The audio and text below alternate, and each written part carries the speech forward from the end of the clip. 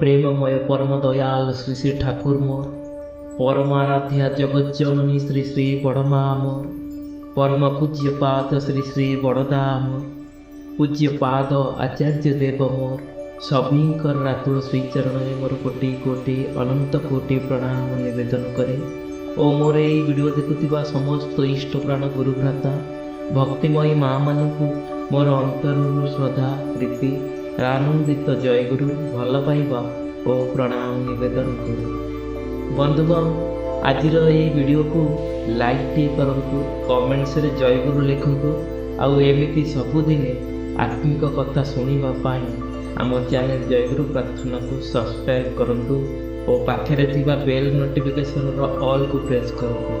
तेरे आसतु विषय वस्तु को जीवा। बंधुगण आज सुंदर विषय वस्तुटी हेउची इष्टभूति मंत्र रे कौन अछि कही रखे इष्टभूति ठार पवित्र अर्थ ए दुनिया रे नहीं। संसार रे इष्टभूति को अनेक लोक शोषण बोली मने करती। एहारी उपरे अनेक कुप्रवृत्ति वश मनीष माने अनेक प्रश्न पचारि थांती हेले से सबुर उत्तर केतेक को जଣା थाए आ केतेक को जଣା भी न थाए। सेतेबेले मन खराब लागे जेतेबेले आमे सेमानकर प्रश्नर उत्तर दे पारुना। इष्टभूतिर भितर जे कौन अछि कि शक्ति निहित अछि आ जीवन योग्य इष्टभूति रे केते जे उन्नति होई पारिबो केते जे दुख शोक अभाव असुविधा सब दूरे जीवो व्यक्तिगत जीवन सहित समाज और राष्ट्र केते जे कल्याण हेबो ता मो एई छोट वीडियो माध्यम रे कहि सारी पारिबी नहीं। तथापि चेष्टा करिछि अनेक प्रश्नर उत्तर एई वीडियो माध्यम रे यथासंभव पाई पारिबी। बंधुगण दैनंदिन जीवन रे जेते भी विपद आपद आउ ग्रह दोष आसुछि इष्टभूति देवा द्वारा आमर केते जे मंगल भविष्य सहित आमर जीवनटा केते जे शांति आनंद रे कटि चलिबो ताहा अति सहज रे आपण माने अनुभव करि पारिबे। जेउठी अति दृढ़ विश्वासर सहित जे माने इष्ट को मानि चालुछंती सेमानकर थरे जीवन शैली को अति निकटरू जाई देखंतु भल भावरे लक्ष्य कले देखिबे बुझी पारिबे आउ सतरे केते सुंदर शांति आउ आनंद रे जीवन अतिबाहित करि चलिछंती। इष्टवृत्ति भीतर देई मनुष्य करे पंच महायज्ञ सेगुड़िक हेउची ऋषि यज्ञ देव यज्ञ पितृयज्ञ नृयज्ञ आउ यज्ञ। एही देवा भीतर देई सारा जीवनटा उत्सर्गीकृत होई उठे। परम मंगलमयंक श्री चरण रे देवार आग्रह रे नेबार व्याकुलता दूरीभूत हुए आउ आसे अनुभूति। श्री श्री ठाकुर सत्यानुसरण रे लिखिछंती अनुभूति द्वारा जहा जଣା जाए ताहा ही ज्ञान जानिबाकू वेद कहती आ वेद अखंड जे जेतिकी जाने से सेतिकी वेदविद। ज्ञान धंदा को ध्वंस करी मनीष को प्रकृत चक्षु दान करे। ज्ञान वस्तुर स्वरूप को निर्देश करे आ वस्तुर जेउ भाव जानिले जानिबा बाकी रहे नहीं ताहा ही तार स्वरूप। अज्ञानता मनीष को उद्विग्न करे ज्ञान मनीष को शांत करे। अज्ञानता ही दुखर कारण आ ज्ञान ही आनंद। तेबे बंधुगण ज्ञानर परिसीमा को वृद्धि कर तुमे सब अनुभूति रे पाई पारिबो। ज्ञानर आलोकरे अज्ञानता अंधकार को दूरीभूत कर देखिबो ज्ञानर अधिकारी हेबो आउ आनंद पाइबो। तेणु श्री श्री ठाकुर कहती देई जे पारे ना पाइबा तार पटे ना एई देवा ही आने जीवन रे उन्नति। इष्ट भरण पितृ पोषण परिस्थितिर उन्नयन एहा न करी जाहा भी कर अधपाते तोर जीवन। अधपाते ବାଦେ ତୋର ଜୀବନ। ତେଣୁ ଇଷ୍ଟବୃତ୍ତି ହେଲା ଜୀବନ ଯଜ୍ଞର ପ୍ରଥମ ଆହୁତି। ଇଷ୍ଟବୃତ୍ତିକୁ ବାଦ ଦେଇ ମଣିଷର ଯେତେ ସେବା କଲେ ବି କିଛି ଲାଭ ହୁଏ ନାହିଁ।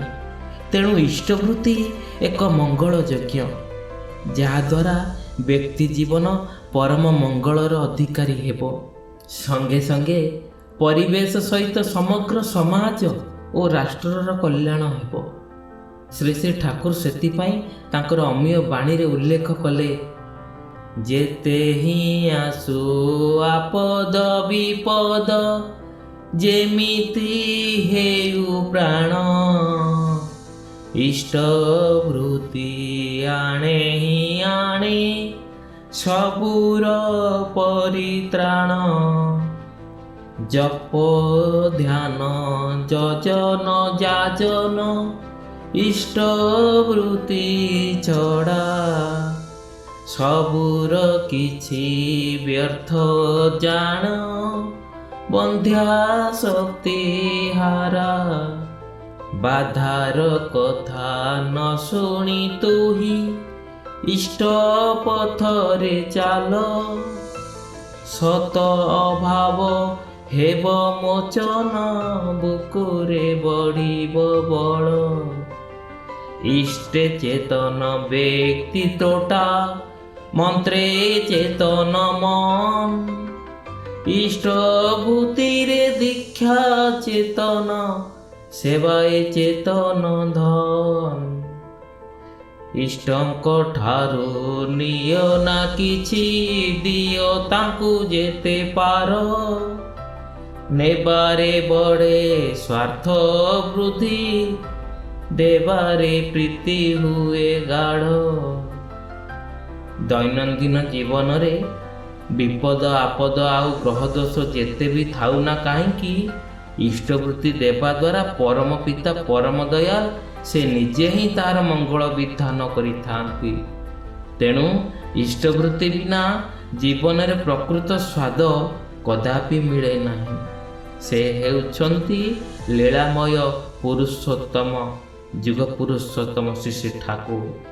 ଯିଏ ଯାହା ଶ୍ରଦ୍ଧାରେ ଅର୍ପଣ କରିବେ ସେ ତାହା ଅଳ୍ପେ ବହୁତେ ଗ୍ରହଣ କରିବେ। ମଣିଷର ଭାବ ଭକ୍ତି ଓ ଭଲ ପାଇବାକୁ ହିଁ ସେ ଗ୍ରହଣ କରନ୍ତି। ଯିଏ ଯାହା ଦିଏ ତାର ଅନେକ ଗୁଣରେ ସେ ତାହା ପାଇଥାଏ। ଶ୍ରୀ ଶ୍ରୀ ଠାକୁର କହିଥିଲେ, ଇଷ୍ଟବୃତ୍ତି ହେଉଛି ଆମର ରକ୍ଷା କବଚ। ଯେପରି ଇନ୍ଦ୍ରଜିତ ଥିଲା ଅଜେୟ, ତାର ମୂଳ ଥିଲା ନିକୁମ୍ଭିଲା ଯଜ୍ଞ। କିନ୍ତୁ ଯେଉଁଦିନ ତାର ସେଇ ଯଜ୍ଞରେ ବ୍ୟାଘାତ ହେଲା, ସେଇ ଦିନ ହିଁ ତାର ବିନାଶ ସମ୍ଭବ ହେଲା। ଆମେ ଯଦି ସେମିତି ଇଷ୍ଟବୃତ୍ତି ଅଟୁଟ ରଖୁ, ତାହେଲେ ଯେମିତି ରକ୍ଷା କବଚଟା ହାତରେ ଥାଏ। ଭୋରରୁ ଉଠି ନାମ ଧ୍ୟାନ ସହିତ ଇଷ୍ଟବୃତ୍ତି କରି ବାହାରିବା ଦରକାର।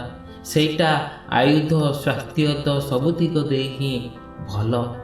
ଶ୍ରୀ ଶ୍ରୀ ଠାକୁର କହିଥିଲେ, ଇଷ୍ଟବୃତ୍ତି ମାନେ ଇଷ୍ଟ ବା ଆଦର୍ଶଙ୍କର ବାସ୍ତବ ପାଳନ, ପୋଷଣ ଓ ପ୍ରାବର୍ଦ୍ଧନା, ଇଚ୍ଛା ସମନ୍ୱିତ ଶରୀର ତପସ୍ୟା। ଦିନକର ଘଟଣା କହି ରଖେ, ପରମ ଦୟାଳଙ୍କ ଶ୍ରୀଚରଣରେ ଜଣେ ଗୁରୁଭ୍ରାତା ଆସି ତାଙ୍କର ସବୁ ଅସୁବିଧା ଜଣାଉଥିଲେ। ଆଉ ଶେଷରେ କହିଲେ, ଆଜ୍ଞା, ମୋ ପରିସ୍ଥିତିର ଚାପରେ ଇଷ୍ଟବୃତ୍ତି କରିପାରୁନାହିଁ। ଇଷ୍ଟବୃତ୍ତି ପଇସାକୁ ମଧ୍ୟ ଖର୍ଚ୍ଚ କରିଦେଇଛି। ବାସ୍ ଏତିକି କଥା ତ? ଶ୍ରୀ ଶ୍ରୀ ଠାକୁରଙ୍କ ମୁଖମଣ୍ଡଳରେ ଉଦ୍ବେଗର ବ୍ୟାକୁଳତାର ଲକ୍ଷଣ ଫୁଟି ଉଠିଲା। ସେ ଚକିତ ସ୍ୱରରେ କହି ଉଠିଲେ, ଇଷ୍ଟବୃତ୍ତି ବିଧିପୂର୍ବକ କରିବୁ ହିଁ। ସେଥିରେ ଗୋଳମାଳ କଲେ ଅସ୍ତିତ୍ୱଟା ଟଳମଳ ହୋଇଯିବ। ଇଷ୍ଟବୃତ୍ତି ଛାଡ଼ି ଦେଇ କ'ଣ ନେଇ ଜୀବନରେ ତିଷ୍ଠିବୁ? କ'ଣ ନେଇ ଯୁଝିବୁ? ବିପଦ ବାରଣର ବାସ୍ତବ ଏଇ ଗୋଟିଏ ଢାଲ ହିଁ ଆମ ହାତରେ ଦେଇଛନ୍ତି ପରମ ପିତା। ଆଉ ଯାହା ଯାହା ଅବଶ୍ୟ ନିତ୍ୟ କରଣୀୟ ଅଛି, କେଉଁଟା ବି ଉପେକ୍ଷଣୀୟ ନୁହେଁ। କିନ୍ତୁ ଇଷ୍ଟବୃତ୍ତିର ବିଧାନ ପରମ ପିତାଙ୍କର ଏକମାତ୍ର ବିଶେଷ ଦୟାର ଦାନ। ଯାହା କହିଲୁ, ଏପରି କାମ ଆଉ କେବେ ବି କରିବୁ ନାହିଁ। ଇଷ୍ଟବୃତ୍ତିର ଅପଳାପ କଲେ ଦୁଃଖ ପାଇବୁ ହିଁ ପାଇବୁ। ବିହିତ ପ୍ରାୟଶ୍ଚିତ କରି ଏଇ କ୍ଷଣି ହିଁ ଠିକ୍ ରୂପେ ତୁମର ସାଧ୍ୟ ଅନୁଯାୟୀ କରିବାକୁ ଆରମ୍ଭ କରିବା ଛଡ଼ା ଅନ୍ୟ ବିକଳ୍ପ କୌଣସି ପଥ ନାହିଁ। ତାରି ଉପରେ ନିର୍ଭର କରି ଦୁରବସ୍ଥା ମଧ୍ୟରେ ଦୃଷ୍ଟି ରହିଛୁ ଆମେମାନେ। କେତେଥର କେତେ କ୍ଷେତ୍ରରେ ଦେଖାଦେଇଛି ଏହାର ଅମୋଘ ଫଳର ସୁପରିଣାମ। ଇଷ୍ଟବୃତ୍ତି ଆମକୁ ବଞ୍ଚାଇ ରଖି ଚଳାଇ ନେଇଯାଉଛି। ଆଉ ଦିନକର ଘଟଣା, ଶ୍ରୀ ଶ୍ରୀ ଠାକୁରଙ୍କୁ ଜଣେ ଦାଦା ଆସି କହୁଛନ୍ତି, ଠାକୁର, ଜଣେ ଭଦ୍ରଲୋକ ଆସି ଇଷ୍ଟବୃତ୍ତିକୁ ସେ ଶୋଷଣ ବୋଲି ମନେ କରନ୍ତି। କହୁଛନ୍ତି। ଶ୍ରୀ ଶ୍ରୀ ଠାକୁର ସ୍ଥିର ଆଉ ଗମ୍ଭୀର ସ୍ୱରରେ କହିଲେ, ଆମେ ଯେଉଁଟାକୁ ପାଉ ତାହା ହେଉଛି ଭଲ ପାଇବାର ଦାନ ବା ଅର୍ଘ୍ୟ, ଯାହା ଦେବତାଙ୍କ ଉଦ୍ଦେଶ୍ୟରେ ଅର୍ପିତ ପଦାର୍ଥ, ଅତି ପବିତ୍ର, ସତ। ଏହାଠାରୁ ସତ, ପବିତ୍ର ବା ମହତ କାର୍ଯ୍ୟ ଆଉ କିଛି ନୁହେଁ। ଡାକ୍ତରୀ, ପ୍ରଫେସରୀ, ଜର୍ଜୟତୀ, ଓକିଲାତି ଯାହା କିଛି କର, ସବୁ ହିଁ ହେଲା ସେବା ବିକ୍ରି କରିବା। ଆଉ ଏଇଟା ହେଲା କୃତାର୍ଥ ହୋଇ ପ୍ରାଣର ଉତ୍ସର୍ଗ। ଏହାଠାରୁ ପବିତ୍ର ଅର୍ଥ ଆଉ ଏଇ ଦୁନିଆର ଡିକ୍ସନାରୀରେ ନାହିଁ କି କୌଣସି ଅଭିଧାନରେ ନାହିଁ। ଆମେ ଯାହା ଦେଉ ତାହା ହେଲା ଇଷ୍ଟବୃତ୍ତି। ଇଷ୍ଟବୃତ୍ତି ଯଦି ଖରାପ ଜିନିଷ ହୁଏ, ଆଉ ଦୁନିଆରେ ଭଲ ଜିନିଷ କିଛି ନାହିଁ। ଏଇଟା ମଣିଷ ଦିଏ ନିଜର ହିଁ କଲ୍ୟାଣର ପାଇଁ, ମଣିଷର କଲ୍ୟାଣର ପାଇଁ। ଏଇଟା ପରମ ପିତାଙ୍କର ବିଧାନ। ଯିଏ ବିଧି ଅନୁସାରେ କରେ ସେ ଠିକ୍ ପାଏ। ବାହାର ପଟରୁ କ'ଣ ବୁଝିବେ? ତେବେ ବନ୍ଧୁଗଣ, ଆଜିର ଗୋଟିଏ କଥା ମନରେ ରଖିବେ, ଶ୍ରୀ ଶ୍ରୀ ଠାକୁରଙ୍କୁ ଅନେକ ଜ୍ଞାନୀଗୁଣୀ ବିଦ୍ୱାନ ମହାତ୍ମା ମାନେ ଅସରନ୍ତି ପ୍ରଶ୍ନ ପଚାରିଛନ୍ତି। ତାଙ୍କର ଦ୍ୱନ୍ଦ୍ୱର ସମସ୍ତ ସମାଧାନ କରି ଯାଇଛନ୍ତି। ସେ ସବୁର ସହଜ ସୁନ୍ଦର ଉତ୍ତର ଶ୍ରୀ ଶ୍ରୀ ଠାକୁର ତାଙ୍କ ପାଖରେ ତୋଳି ଧରିଛନ୍ତି। ଶ୍ରୀ ଶ୍ରୀ ଠାକୁର କହିଥିଲେ, ଆମମାନଙ୍କର ଅସ୍ତ୍ର ହେଲା ଯଜନ, ଯାଜନ, ଇଷ୍ଟବୃତ୍ତି। ଯେତେ ଗଭୀର ଭାବରେ ତା ଭିତରେ ପ୍ରବେଶ କରିବ, ସେତେ ହିଁ ବୁଦ୍ଧି ବିବେଚନା ପରିଷ୍କାର ହେବ। ଧୈର୍ଯ୍ୟ, ସ୍ଥୈର୍ଯ୍ୟ, ମନୋବଳ ବଢ଼ିଯିବ। ଚଳନଟା ବି ଅଭ୍ରାନ୍ତ ହେବ। ଏମିତିକି ବିପଦ ଆସିବାର ଆଗେ ବି ଟେର ପାଇବା ଅସମ୍ଭବ ନୁହେଁ। ଶ୍ରୀ ଶ୍ରୀ ଠାକୁର କହିଲେ, ତୁମେ ଯେଉଁଭଳି ପରିସ୍ଥିତିରେ ଥାଅ ନା କାହିଁକି, ଇଷ୍ଟବୃତ୍ତି କେବେ ବି ଛାଡ଼ିବ ନାହିଁ। ଯଦି କିଛି ବି ଦେବା ପାଇଁ ପାଅ ନାହିଁ, ତାହେଲେ ଭାତର ଗ୍ରାସଟା ଦେବ। ଭାତ ଯଦି ନ ପାଇବ, ତେବେ ଜଳ ନିବେଦନ କରିବ। ଆଉ ଜଳ ଯଦି ନ ପାଅ, ତେବେ ଦେବୀ ସୀତା ଯେମିତି ବାଲିର ପିଣ୍ଡ ଦେଇଥିଲେ, ଅଗତ୍ୟା ସେହି ରକମ ଭାବରେ ବାଲି ବା ମାଟି ଦେଇ ଇଷ୍ଟବୃତ୍ତି କରିବ। ତା ବି ଯଦି ନ ପାଅ, ପରମ ପିତା ଦାନ ଏଇ ପବନ ତ କେହି କାଢ଼ି ନେଇପାରିବେ ନାହିଁ। ଆଉ ସର୍ବଶେଷରେ ମାନସ ଉପଚାର ନିବେଦନ ତ ଅଛି ହିଁ। ସେଠାରେ ବି ଚେଷ୍ଟା କରିବାକୁ ହେବ ସକ୍ରିୟ ଭାବେ, ଇଷ୍ଟଙ୍କ ଇଚ୍ଛା ପୂରଣର ଭିତର ଦେଇ,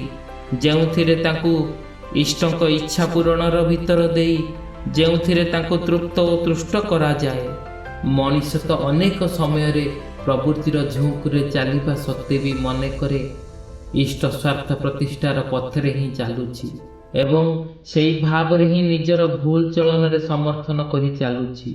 ତେବେ ଆମର ଆଶା ଆଉ ବିଶ୍ୱାସ ଇଷ୍ଟବୃତ୍ତି ସମ୍ବନ୍ଧରେ ଭଲ ଭାବରେ ବୁଝି ହେଉଥିବ, ଯାହା ଶ୍ରୀ ଶ୍ରୀ ଠାକୁର ଆମମାନଙ୍କୁ ବାରମ୍ବାର ସଚେତନ କରି କହିଛନ୍ତି। ଆମର ପ୍ରଥମ ଏକାନ୍ତ କର୍ତ୍ତବ୍ୟ ହେଲା ଗୁରୁଙ୍କର ଆଦେଶ ପାଳନ କରି ଚାଲିବା, ଯେଉଁଥିରେ ଆମର ମଙ୍ଗଳ ହିଁ ମଙ୍ଗଳ। ବନ୍ଧୁଗଣ, ଆଜିର ଏହି ଭିଡ଼ିଓଟି ଆପଣମାନଙ୍କୁ କେମିତି ଲାଗିଲା ଆମକୁ କମେଣ୍ଟସରେ ଜୟଗୁରୁ ଲେଖି ଜଣାନ୍ତୁ। ଆଉ ଏହି ଭିଡ଼ିଓଟିକୁ ଲାଇକ୍ କରନ୍ତୁ। ଏପର୍ଯ୍ୟନ୍ତ ଯଦି ସବସ୍କ୍ରାଇବ୍ କରିନାହାନ୍ତି ତାହେଲେ ସବସ୍କ୍ରାଇବ୍ କରନ୍ତୁ। ପାଖରେ ଥିବା ବେଲ୍ ନୋଟିଫିକେସନର ଅଲ୍କୁ ପ୍ରେସ୍ କରନ୍ତୁ।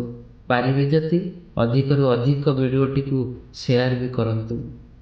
ପରମ ପିତାଙ୍କ ପାଖରେ ଏତିକି ପ୍ରାର୍ଥନା ରଖିବି, ଆପଣମାନଙ୍କ ସମସ୍ତଙ୍କ ମନରେ ଶାନ୍ତି ଆନନ୍ଦର ପରିବେଶ ସୃଷ୍ଟି କରନ୍ତୁ ଆଉ ଆପଣମାନେ ସଦା ନିରୋଗ ରୁହନ୍ତୁ। ଆଜିର ଭିଡ଼ିଓରେ ଏତିକି। ତେବେ ଆଉ ଗୋଟିଏ ଏଇଭଳି ଅତି ସୁନ୍ଦର ବିଷୟବସ୍ତୁଟିଏ କାଲି ନେଇ ଆସିବୁ। ସେ ପର୍ଯ୍ୟନ୍ତ ଜୟ ଗୁରୁ, ବନ୍ଦେ ପୁରୁଷୋତ୍ତମ।